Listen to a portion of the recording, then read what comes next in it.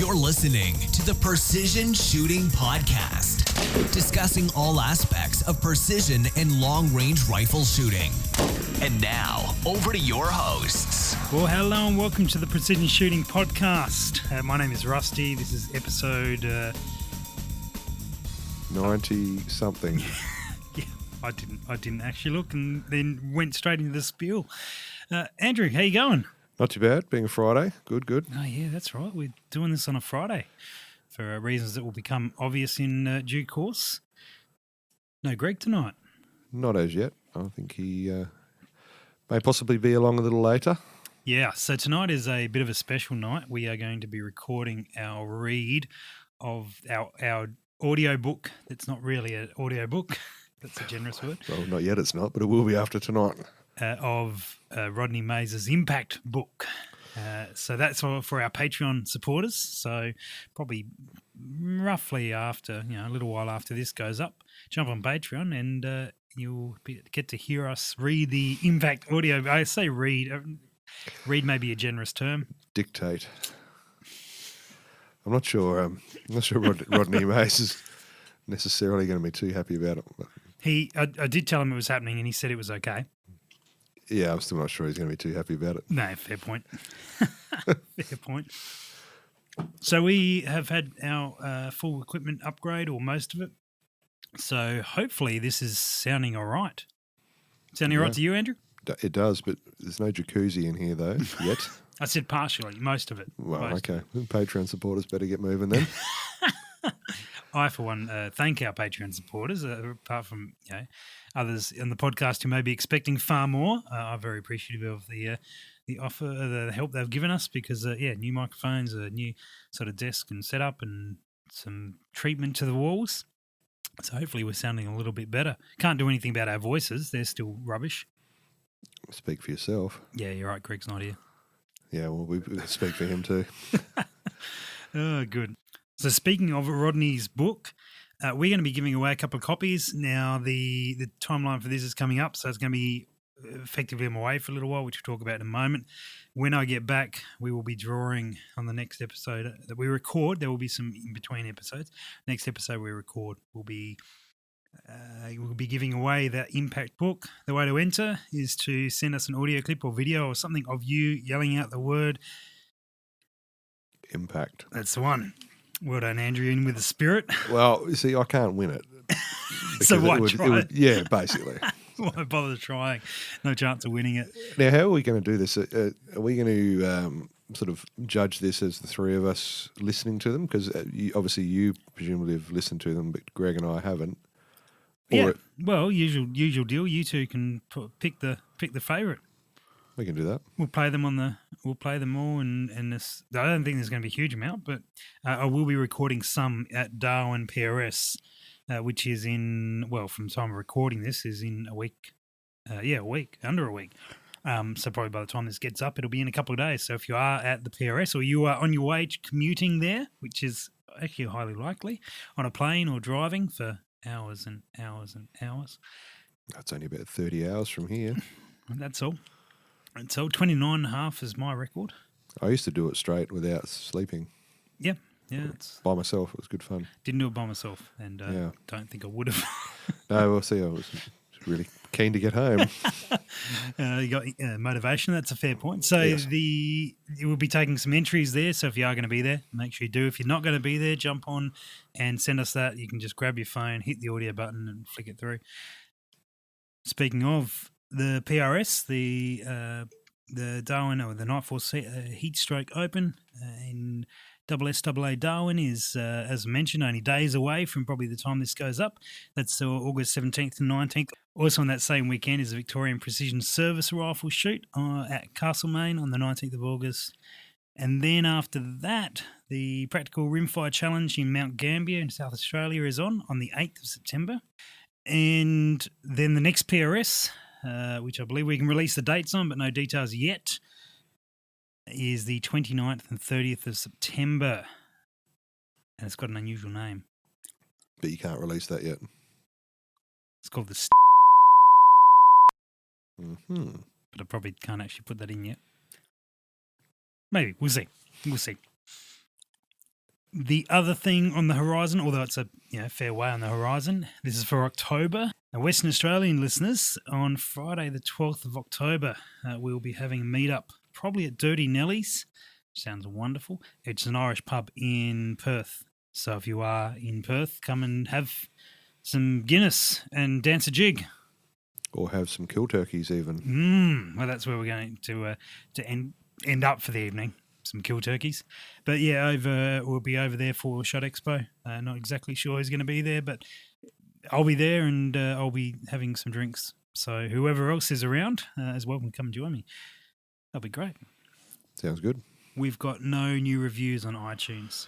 Oh, man. Slackers. I know. That's all right. We're waiting for some good ones to be written. There might be some interesting ones after the book reading recording tonight. Yeah, fair point. We could end up with some very low reviews or some 6-star reviews somehow. They can add an extra star as well, can they? I think just draw on them with crayon. So if you are on iTunes and you don't mind what we do, please write us a review. That'd be sensational. And that way we can translate it and put it on our podcast in some other language. And make Greg read it. Without his glasses. I wonder if he's going to bring his glasses tonight. I bet you he forgets. He won't. We're reading a book and he won't bring his glasses. So it'll be as though it's being put through a Google Translator anyway. You mean a rum translator? Probably bourbon for Greg.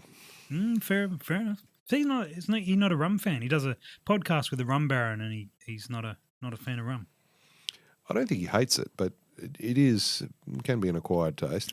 Fair point. No, I'll give it a go. You know what rum goes well with? Anything. I can't refute that, actually. You know what else specifically it goes well with? Enlighten me.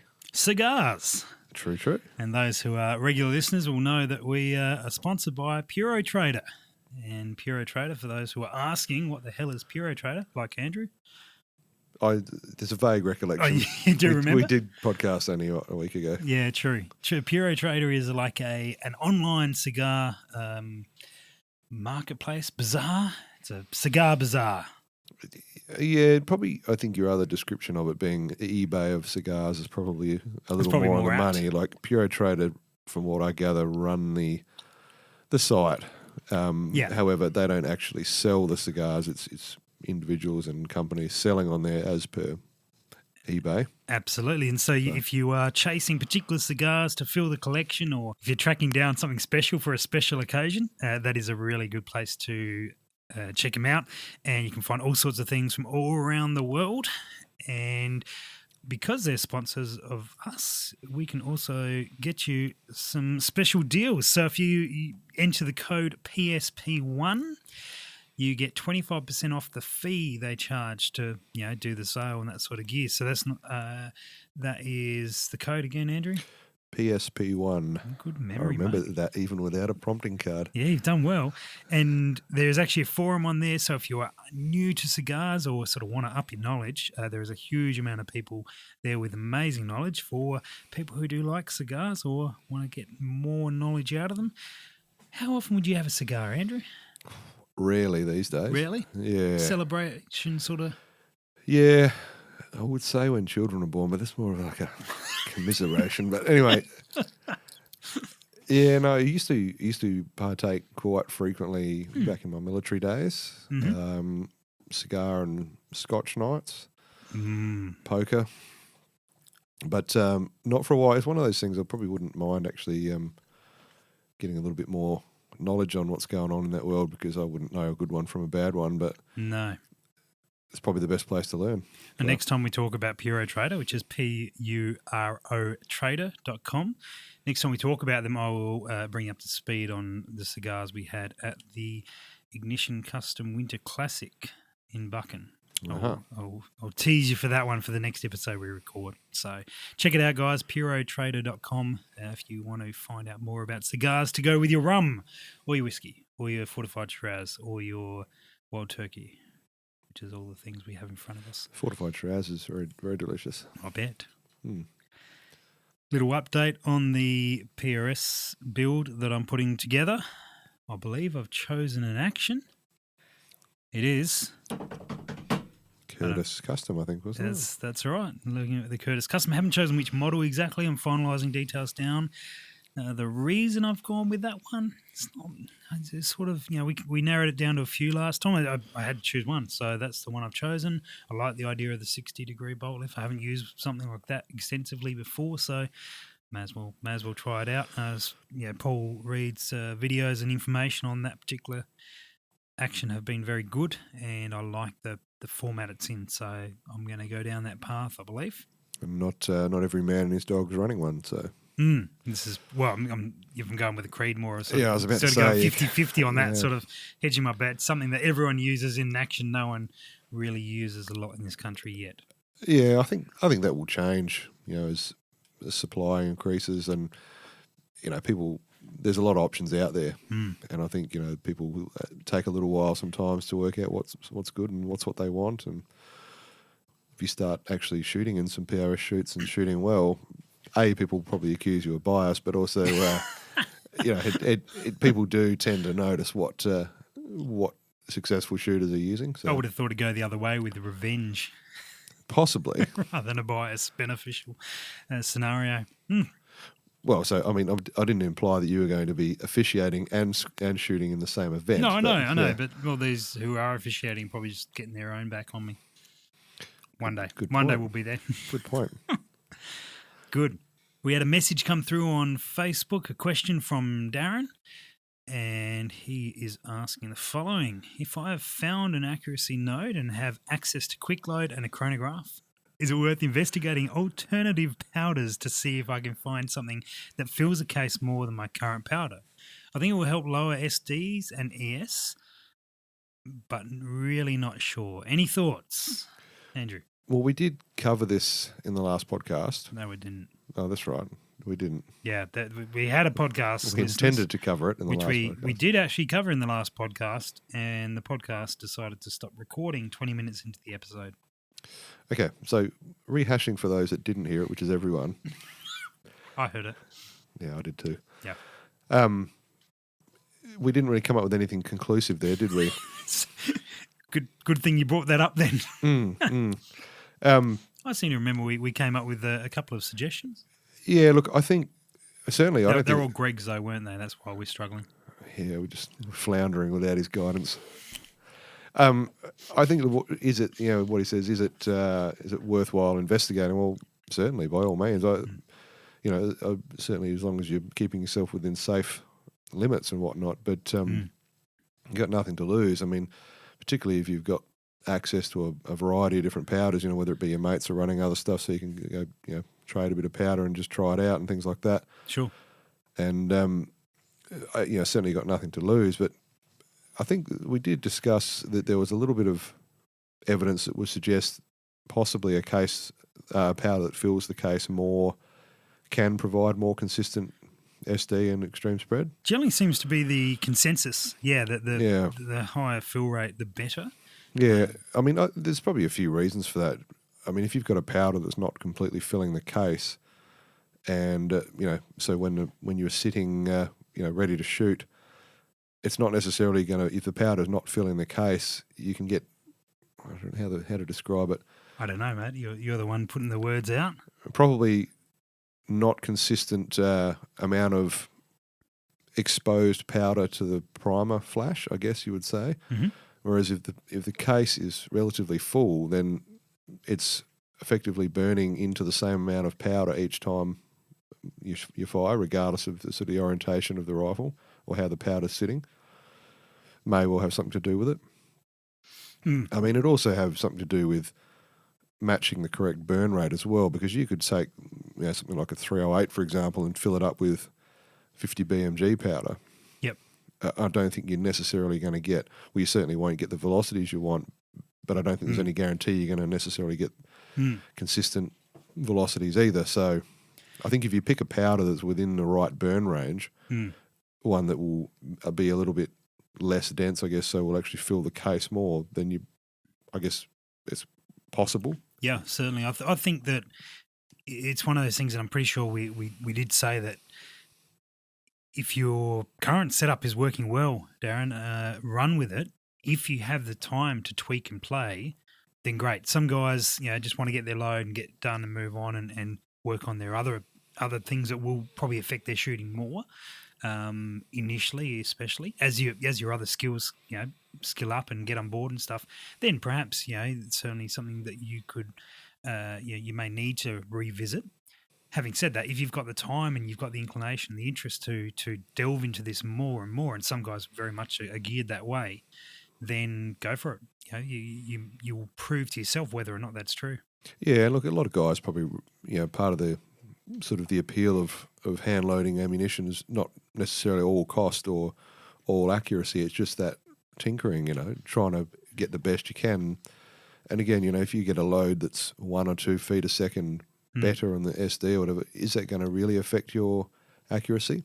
It's unlikely to. Yeah, if you can't shoot well off a barricade and you're shooting PRS, then probably not. But if you can do those things well. Yeah, look, it's quite easy to run the figures through, programs like Apply Ballistics and go, all right, what actual difference is this going to have on target at, the size of the targets you're shooting, the ranges you're shooting. You're shooting PRS and you get an improvement of 2 feet a second. It's probably not going to have any noticeable effect at all. Yeah. But it may give you that confidence, I guess. Yeah. Yeah, your load's sorted. Yeah, it takes that away from it, like, well, great, is this going to hit, where I want to, because it's inconsistent or whatever. Or if, you want to smash a rabbit at a mile, for example. Who would want to do that? Stupid people. But, something like that, you go, well, every bit of performance gain you can get as far as consistency. Yeah, lowering that better. ST. So, yeah, well and truly. Certainly I'd say, absolutely go for it. Like, if you've got the time. A lot of guys are time poor. Yep. Both of us certainly are. Yep. But it doesn't mean that if I had the time, I wouldn't go down this line. Yeah. I enjoy that kind of thing. Whereas I'm perhaps more inclined to get a good load that's running well and then spend time practicing barricades or watching the wind or do these sort of things, which you need. Certainly, as you go higher and higher in terms of skill and ability and stuff, you need both. The guys at the top have got both and working on both consistently. And on your way through, you will probably find wind reading and we always come back to these sort of discussions, but these other skills will probably pay dividends quicker. But if you've got the interest in doing what you're doing, Darren, then run with it, go with it, and it's not gonna hinder you. Just don't. I do see guys get bogged down in that and get frustrated by it and start thinking, oh, it's not all perfect. I can't do the other bits and pieces. Don't let this get in the way of the other stuff. Don't use this as an excuse as to why it's not. Look, I've seen articles written by guys, offhand I can't recall names, but experienced shooters. Greg? Well, he just gets people to write them for him. But the general consensus is, for the PRS practical type sort of shooting competitions, pick a load that, the difference between, say, a 0.3, 0.4 of an inch capable load and a 0.1 of an inch capable load. Is that going to affect you in these competitions when you're shooting from barricades or unsteady positions? It's not. That's not going to be the difference between what you hit and miss, really. In many circumstances, I think you're right. There will be times where that more accurate setup will pay dividends. But as alluded to before, that's really the guys who are right on the edge. And as the distances creep out, that will become more important. Yeah. But as general advice, absolutely. Yeah. Grab a gun. It's even a gun that's shooting 1 MOA. You can upskill real quick by learning your wind and learning your positional stuff. Yeah, and I think given that Darren's here in Australia, we are unfortunately very limited. Regularly limited on what powders are available. So, one of probably the biggest consideration, I guess, would be to find something that you can actually access as well. Yeah, true. Don't get something too flash and fancy that you can't actually get a hold of, which has happened to all of us. Oh, yeah. Consistently. Oh, good. Anyway, Darren, I think we've either confused or answered your question. One of the two. Probably both. Hopefully both. That's what we aim for here. So, Andrew, while we don't have Greg here yet, I thought we'd talk about guns because he don't really know too much about that side of things. He just pays people to learn it for him. That's exactly right, mate, and pays someone to shoot. And, I mean, all his thermal stories, really, I mean, he's not the one pulling the trigger. He's sitting in the car drinking. That's what we don't actually say, but that is the truth. I've been out with him, and you've been out with him. He made you pull the trigger, didn't he? Yeah, he couldn't even be bothered getting out of the car. No, I'm surprised you drove there. So he didn't. He didn't make you drive. Flew. Got an Uber. Flew. Uber helicopter. The questions I have for you, Andrew, tonight is I'm going to have to make a decision about a barrel. And there is probably more considerations than some people sort of give credit for as to what, which path to go down. Now, old mate Greg he actually declined coming in for this particular episode because he didn't want to bring up the sore points of the twist rate. He's probably still pouting about that. He very much is. So if you are not familiar with that, because you've joined us in the last 60 episodes, he bought the wrong... No, he had some issues with his twist rate. We'll leave him at that. He was upset about it early days, and if you go back to episode probably 4 or 5 or something like that, he was cursing people for his twist rate. So twist rate is obviously a very important consideration. We'll start with twist rate. What twist rate am I going to be looking at for the gun I'm building, a 6.5 Creedmoor or 6.5 something, but Creedmoor seems to still be the one that's out in front. Yeah, well, it doesn't matter what cartridge you're using, really. You need to pick, I think, what is going to be the maximum length and weight bullet you're going to be running, because you obviously, when it comes to twist rate itself, it's obviously you need to have enough to stabilise what you're doing. Now, obviously, Greg didn't achieve that with his rifle. He was close, but not quite. No cigar, but he could have gone to Puro Trader. Yeah, but didn't know about it back then, though, did we? No, didn't know. It's fresh. So I think the first thing you got to do is just go, all right, well, what is the heaviest, longest bullet you're going to be using? And because then that will dictate, obviously for the longer, heavier bullets, you generally need to spin them faster. Yep. Having said that, if you run with, say, an 8 twist barrel, it doesn't preclude you from using lighter bullets. Generally speaking, you won't really suffer in inaccuracy and whatnot. You might. I have seen it a couple of times with really fast twist barrels that don't shoot light bullets well. Okay, yep. But generally speaking, it's not so much of a big deal. So if I'm looking at potentially running the 147s from Hornady or the 150s from Sierra, Am I looking like a 1.7.5? Offhand, I haven't looked at those two particular bullets. I mean, I'm more of a 6mm guy. But generally speaking, projectile manufacturers will list you a recommended twist rate. Mm-hmm. And I think, if you were going to go, okay, the heaviest you were going to run was going to be the 150, for example. Yep. I would presume Sierra would have a recommended. Yeah, we go 7.5 or faster. Yep, they're a 7.5 twist or faster. And am I going to? Do you think I'm safe enough if I do a 7.5? Is that going to cover me for if I decide to run a 130 in it? It should be fine. What's the sort of lightest bullet weight in 6.5? Would it be maybe an 85 or something like that? Yeah, you can get 85s, but I've got no intention of running that. I will be either in sort of the 130 mark, I suspect, where, which makes a lot of sense for the comps that we're seeing at the moment, where you're talking 500 metres or thereabouts. You just get there as quick as you possibly can. The BC is not such a big deal versus, some stuff where, we've got the opportunity to shoot further if we choose to in some private locations and some new ranges being built. So I don't want to, hamstring yourself, I want to be able to run like a 150 or 147. Look, I mean, given that, I would say if you were to go a 7.5, you should be fine for those 130, 140 grain projectiles, no problem. I mean, I think if you're going to possibly run that bullet, you need to make sure you're going to be able to stabilise it, the 150. Yeah, and look, the 147s do seem to generally stabilise in a 1 in 8. Yeah. But, having that extra half an inch, I think, is probably not a bad thing. Yeah. I mean, an extra half inch here and there is always, yeah. So I've heard. I've heard.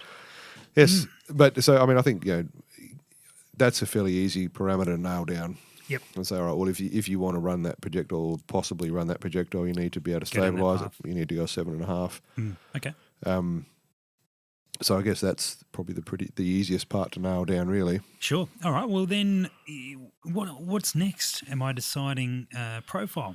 What's considerations to take in for profile? I would firstly consider. Well, I mean, you got to look. I look at weight. What do you want it to weigh all up? Because obviously, if you have a weight sort of parameter, you go, well, I mean, I think, is there a weight limit in PRS or not? There is no weight limit in PRS. Yeah, but I mean, you don't want to run a 50-pound cannon around. Well, that could be a different division. Could cannon be. Class in PRS. Are you listening, Special? We want a cannon class in PRS.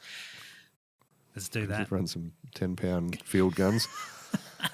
But I think, sort of the way I would approach it would be, I'd say, I was all right. thinking literal cannons. So was I, like good. 10-pounders, like, Ah, yes. Good. All right. Fire a 10-pound projectile, yeah. Yeah, good. But no, I would look at sort of working out what the all-up weight that I want to achieve would be, approximately. Okay. I mean, given that you're not tied to a specific limit, it's not critical. But if you go, all right, I want to be running a 14-pound rifle, no heavier. Yep. Well, I reckon I've got currently... Yeah, there's numbers and words and bits and pieces associated with all these profiles, and they do vary from manufacturer to manufacturer, which makes it challenging, one, for a bloke like me to actually remember what I've got on the barrel currently on one of the guns currently. But I know a Sendero or a Rem Varmint sort of profile is fairly common. Yep. And I probably want to step up a little bit from that, but whatever I've got like I'm going to get the numbers wrong whichever way I go, so I won't delve into them. But I've got a fairly large barrel, my 260, and it's probably bigger than I really want. Yeah, that's a truck axle on that thing. That'd be sort of a number 10. And number 9 rings a bell, but it's a Lilja barrel, so I'm not sure where that's on their scale of things. So, yeah. Having seen that barrel, that is a big barrel. So I'm probably going to sit somewhere in between, and it's not necessarily the weight. Like I haven't got like an ideal weight to go in. One, I also don't know what stock or chassis I'm going to put this in. So that's perhaps this is a decision to be made as things progress with that, that aspect of things. But the profile is probably, in terms of from a balance point of view, I'm thinking not quite a Sendero Rem Varmint sort of setup, probably a little bit heavier than that. Yeah, look, I mean, I've actually gone through this with a couple of rifles I've got in the works at the moment, and for different reasons I've sort of gone with different options on those two rifles. But the profile that I like and will be ordering for my 6x47 when I rebarrel it is a medium Palmer profile. Okay. Have you got measurements on that you know of? Offhand, no. Basically, the Palmer profile has a longer... what they call reinforced, like a non-tapered section, I guess you'd like, around from the chamber end forward. Sure, yep. So it's a bit longer through that part? Yeah. So you got more weight, I guess, towards the back of the rifle rather than at the muzzle. Mm-hmm. Yep.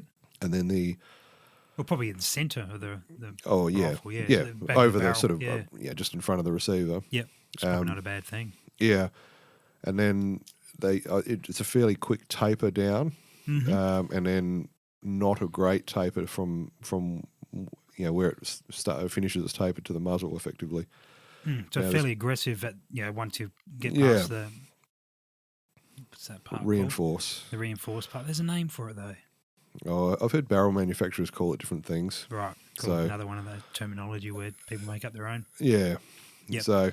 And then sort of fairly mild as it goes out. Yeah, and look, I don't know. Correct me if I'm wrong, anybody listening, but I think like the Palmer shooting has traditionally been, full bore, 308 rifles, and they're slung. They're not on a rest, and traditionally with the sounds aperture right. sight. So in that kind of setup, balance and weight distribution is fairly probably important. Critical, yeah. And for different reasons, but for the same outcome, it's probably fairly important for the PRS kind of shooting. You need a balanced rifle. You can't have a massive muzzle heavy bench rest gun. Yeah. Well, you could, but it's going to hamstring you. Yeah, that's right. It's all compromises. Yeah.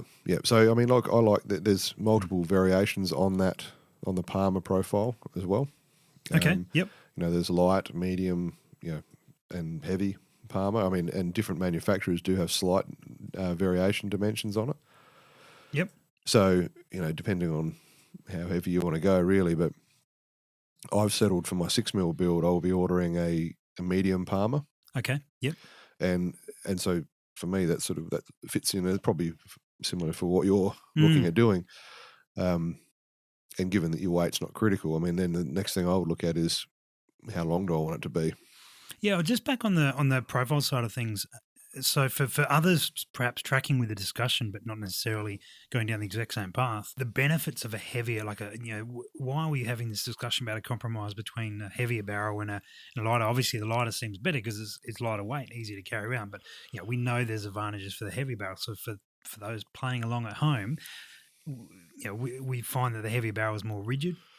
Yeah, look, they are, and generally speaking, more rigid, also easier to hold steady, I think. Yep.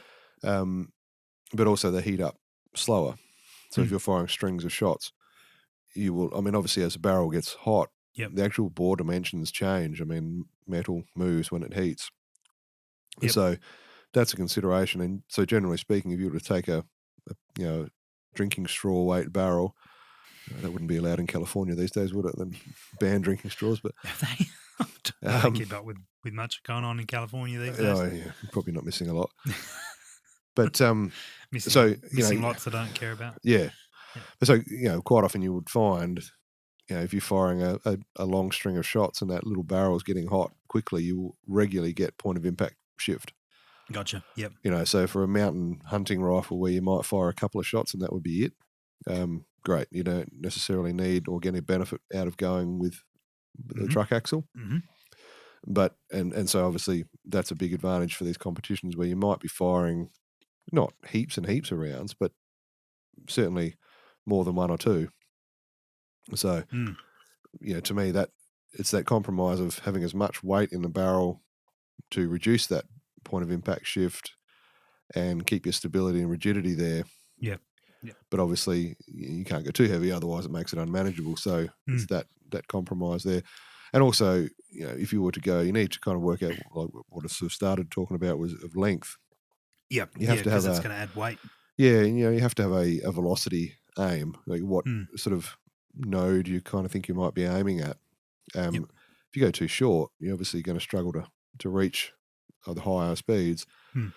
You go too long and you lose rigidity. You get much more, I guess, whip is a term I've heard used. Yep. But certainly, like, you will get a lot more resonance in the barrel, with a really long, whippy barrel. So it's always a compromise between, length, weight, profile overall. Yeah.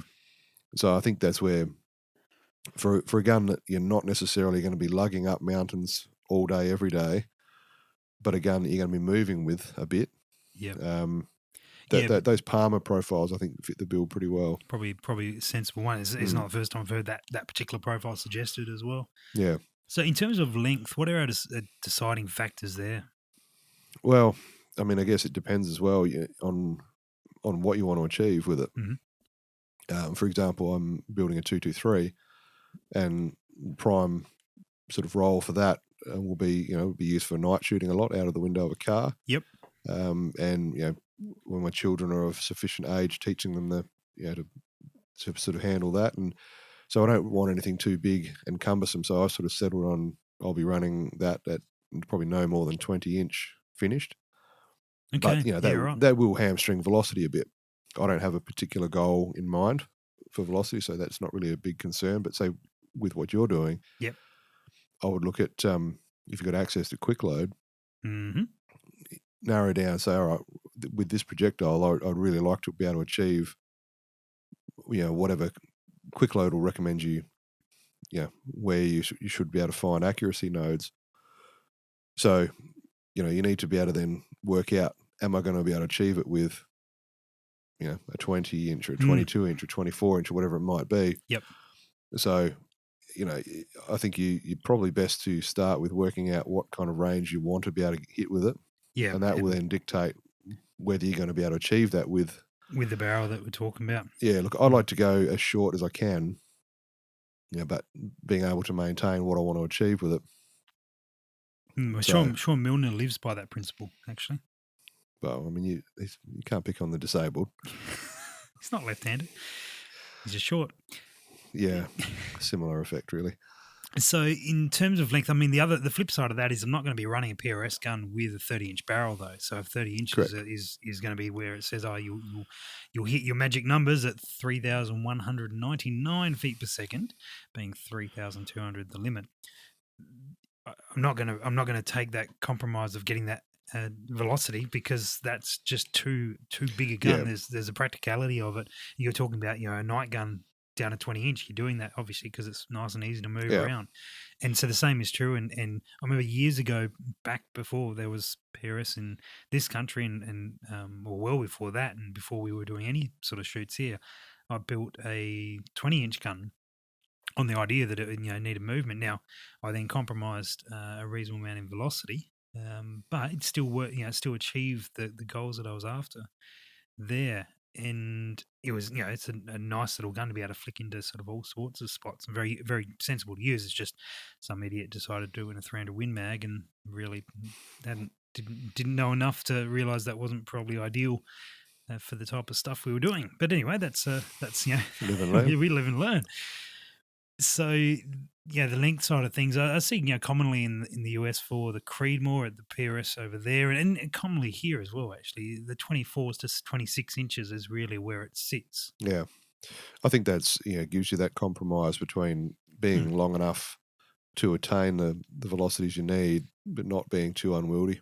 Yeah, and I think swinging around barricades and whatnot. Yeah, that's right. And I'm 6'1", and so a heavier gun and big bloke, and heavy gun's not as big an issue. We can still manipulate it there. It's not like I'm struggling to pick it up. So going to probably a 26 is probably no issue there. But I certainly have seen stages where guys, their gun setups, the length of their gun has affected how well they could shoot that stage. There was a particular one at the Winter Classic, Ignition Custom Winter Classic in Buchan, that the guys had to get inside of a box. There's a history to why that was, but they and really that often not only the gun dimensions had a big to do with that. The shooter dimensions also had a fair bit to do with that. Some of the smaller shooters might have done a bit better, but overall it was it was certainly a factor. You got to look at how often you're going to shoot stages where that is a big concern. That's the thing, is that a gun like this has to be so versatile because you never know what you're going to encounter. Yeah, it's a compromise. And if you were to go, right, I need to build this barrel length around fitting in a box, well, you would cut it at 16 inch and then it'd be great for that stage, but you'd be hamstrung on every other stage. So it's a matter of weighing up percentage of use. Yeah, balances, so I would think somewhere in the 24 to 26 would be probably about ideal.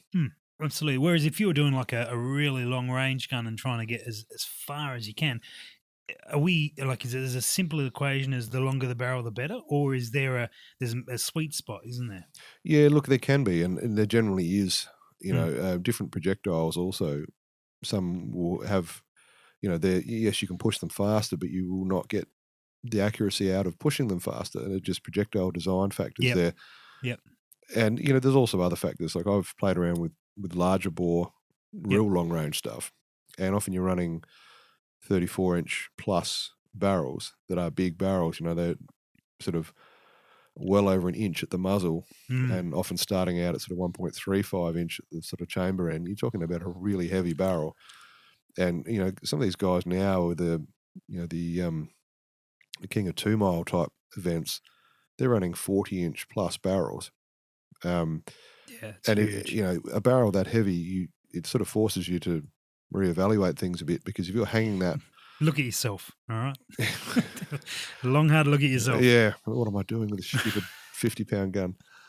But you need a 10-pound cannon. That's the way to the future. It is. Just need a couple of horses to pull it around the event. But like a gun, once you start getting really, really heavy, a Chinook, a fleet of them. Sure. Sure, why not? But so like a really heavy barrel. I like it when he's not here. It's even better when he is because looking at the facial expressions when we rip into him are great. Yeah. But I mean, you got a barrel that's super heavy and you're hanging that off a conventional action and floating the barrel. You can create a lot of stress because you imagine the amount of weight you're pulling down off the front of the action. Yep. So when you get up to those extreme levels, a lot of guys use barrel bedding blocks. So it's like a support partway down the stock, or what's no. Effectively, what it is, it's imagine a block split in two halves with a hole through the middle. There's clamp screws down either side. Yeah, right. That sits in the sort of the fore end channel, barrel channel, and your barrel is actually through there and clamped, and your action floats. So your action's not touching anywhere. There's no stress on the action. It's all in the barrel. So that's I have seen them actually. Yeah, that's pretty common with really heavy guns. So there is that limit of they use them on rail guns and stuff. Don't they? Yeah, rail guns, but as well, a lot of this King of 2 Mile stuff. Guys they do a lot of that. Yep. Yeah. Just from the fact of even if you go with a larger diameter thread on your action and longer thread, you're still hanging it off the front of your action. So there is always that limit of practicality versus gain in performance. Yep. And given that you are limited on your caliber and velocity for PRS, it takes a lot of that out of the equation. There's no point having a 30-inch barrel chasing velocity because you can kind of hit the speeds you need without doing it. Yeah, and not be able to lift the damn thing. Yeah, and then not be able to fit in your box. That's right. Where left-handers and small people belong. And Nick. Yes. So with length, though, and obviously having built guns, when I order a barrel, I need to order oversize or specify finish length, don't I? Because they take lop some off during the process. Yeah, look, most of the time you'll specify finish length. Okay. Yeah. Because most manufacturers will recommend you take an inch off the muzzle. Mm-hmm. And as far as I'm aware, that's basically the process of of the rifling process, and when they lap and whatnot. Yep. Just allows for slight imperfections at that end where the tool's coming in and out. Okay, gotcha. So on a really quality barrel, you could probably run it full as it's supplied, pretty much. But like the manufacturers say, they can't hurt to take a bit off. Well, I mean that's why they say allow, if you want it to finish at 24. Yep. We'll supply it at 25. Yeah, okay. Give you some working room. Yep. So, and then I mean it depends. You can always cut it down, can't you? You can always bring it down. It's harder to staple it back on. True. Unless you've got fluting or you're running a carbon barrel or something. So. Yeah. Okay. Fine. Just ruin my argument. Yeah. Shot it out the water. Didn't take long. Never usually does. No. So I mean, you do, if you're not going to run a fluted barrel, you do have a bit of leeway. Really, you're always best to go slightly on the longer side because as you said, you can lop it down. But so that, I mean, you're not really a big fluted barrel person, are you? No, have had fluted barrels. Well, it's probably another discussion to have in the barrel context. Like the benefits of fluting barrels, from my limited understanding, is that you get a reduction in weight for the same rigidity. And then that's the core reason, as far as I'm aware. Now there's talk about them dispelling heat quicker because they've got larger surface area as well. Yep. The heat obviously still has to transfer out and you cover the distance to get to the flutes, which is shorter because they can get to it quicker. But the rigidity for the same weight, so obviously not the same overall profile. The same overall profile, if it was full, it would be more rigid. Yep. But for the if you're going to take off 100 grams versus a barrel that was that 100 grams lighter anyway, you'd end up with something more rigid from the design. Yeah, the things you mentioned, they're certainly valid. I had fluted barrels, but the last few that I've ordered haven't been. Yep. I think mainly people do it because of the looks. They like the look of it. Yeah, sure. Yeah. And from a rifle building perspective, it can be a pain when people want a flute to time in a certain spot, and so you got a flute at the top dead center or whatever. Again, I have used them, but I don't see a real big gain in it. Because if you were to look at the weight savings on most fluted barrels, they don't actually take that much out of it. Yep. Okay. if you were to go a slightly lighter profile, like very slightly lighter profile, you're going to save the same amount of weight. And, it depends on it depends on how it's done too, because I'm not a barrel maker, but from what I understand, you need to, in an ideal world, stress relieve the barrel after the fluting has been done. Okay. Yep. Whereas I'm aware that a number of barrel people and gunsmiths, so-called, will flute Tell a barrel. us what you really think, Andrew. Oh, I am, don't worry. We'll flute the barrel after all the heat treating done. And I have read extensive articles where it does. It's not a matter of it might, but it definitely does induce stresses into the metal. Makes sense. So I wouldn't bother with fluting, but unless you really wanted to, the look of it. I stopped getting it because of the dollars. I think it's a lot of extra money for what it is. A lot of extra money for not a lot of benefit. I'm not trying to cut the weight down by those sort of amounts.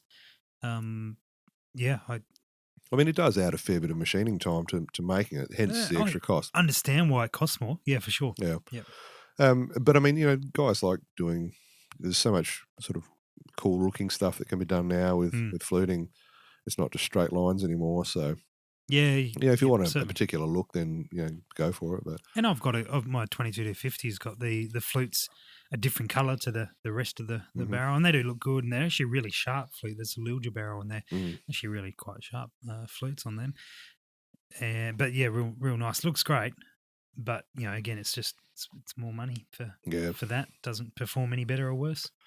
Yeah, I mean, look, it's one of those things that I agree 100%, and generally speaking, I would say it's not worth the money. But then again, I spoke to you before we started. I'm trying to order a proof barrel, a carbon barrel. So I'm effectively paying twice what I would for the equivalent quality, conventional barrel. So, but is that like there's a definite saving in terms of weight in the carbon barrels? It's dramatic. Like fluting is only taking off a small amount, and we know to get stuff lighter, you've got to pay huge amounts more to do so, and so that makes sense. So, you may feel that you're paying a lot more for, but you do get a lot of benefit. Yeah. Yeah, but you pay a lot more for it, whereas the fluting you pay a chunk more with only minor benefit, bar visually. So, I don't see anywhere near as much fluted barrels as I used to. Yeah.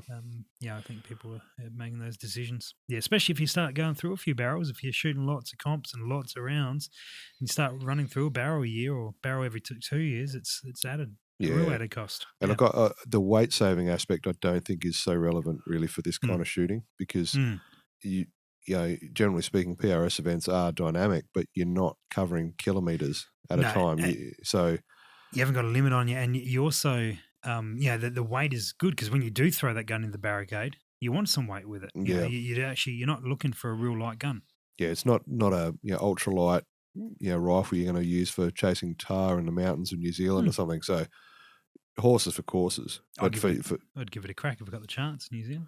Yeah, absolutely. But I mean, then again, you look at long range shooting in New Zealand is pretty popular. Yeah, long range hunting, and by sort of requirement really for the sort of performance you need, some of those rifles are getting heavier than you would have seen years ago. Yeah, true. So, absolutely. Excellent. Well, any other topics on barrels we need to cover off? Well, I mean, we could go on for, more episodes really, but we could. I mean, it's one of those things like we briefly spoke about before the show. There's a multitude of manufacturers that produce excellent quality barrels. That's probably a fair point, yeah. And there are so many varieties and variations on how they do it, as far as, there's really only a few different steel types they use generally, I think. But as far as rifling, rifling is not just rifling. There's so many variations on how they do it. Because there's 2 main ways it's done, isn't it? Yeah, there's cut rifling and button rifled. Yep. Is there any others? Maybe. Okay. That's the main methods. They're the 2 common. Yeah. So generally speaking. Oh, so there is another hammer forged. Yeah, forging barrels. Yeah. Which is Lithgow do. Yeah, and look, that's reasonably common. I believe Steyr do that on their rifles. Yep. It can be done. It's not generally considered super accurate. it produces smooth barrels, really smooth barrels that don't tend to foul a lot. Yep. But actual dimensional accuracy is not as good as a really good cut rifled or a button rifled barrel, I believe. Yeah, so when we went over to Lithgow and had a little look around, they did run us through like the way it was done and the way it's done now, and also they can do it to different spec. Oh yeah. So they can do it so they can pump them through for like a machine gun or something like that they just need to make the barrel work, versus the ones they're doing for the 105s and such, which they obviously are demanding a higher level of accuracy for. Yeah. And they they slow the thing down, and I don't know the details of it, I can't remember now, but whether they pound it harder or longer or slow it down or whatever they do, but they can get actually really high levels of tolerance in there. Yeah. Look, I mean, I don't doubt that, and I said I'm not a barrel maker. I have a basic understanding of how they're made, and I certainly from what I gather, it's not necessarily how it's made as to how it's going to perform. It's had the care taken with it. Like I've seen, the cut rifling method, for example, the machines predominantly that are used are Pratt and Whitney machines, which are often quite old. And I've seen two different types of barrels, or two barrel manufacturers using effectively the same machines produce absolute opposite ends of the spectrum barrels. As far as one will produce beautiful smooth barrels that are perfect, the other will be quite rough.